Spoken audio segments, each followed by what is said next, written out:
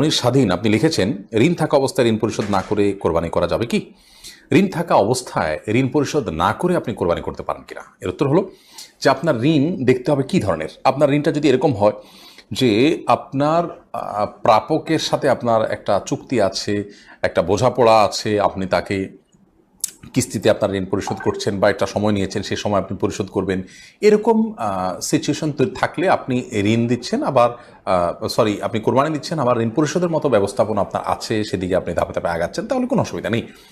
কিন্তু যদি এমন হয় যে আপনার প্রাপকের, যার কাছ থেকে ঋণ নিয়েছেন বা যার কাছে আপনার দেনা আছে, তার পক্ষ থেকে প্রেশার আছে এবং আপনার কোরবানির টাকাটা দিলেও ঋণ কিছুটা কমে, তাতেও আপনার প্রাপক খুশি হয়, সেটা না করে আপনি কোরবানি করলে সেটা কিন্তু আপনার জন্য জায়েজ হবে না।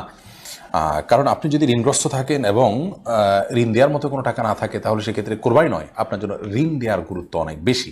আর যেমনটা আগে বলেছি, ঋণ দেওয়ার বিষয়টি যদি একটা সিস্টেমের মধ্যে থাকে, একটা কমিটমেন্টের মধ্যে থাকে, ধরুন 1 বছর সময় নিয়েছেন, যে 1 বছর পর আপনি দিবেন ব্যবস্থা আছে, এখন আপনি কোরবানি করছেন, কোনো অসুবিধা নেই, এটি আপনি করতেই পারেন।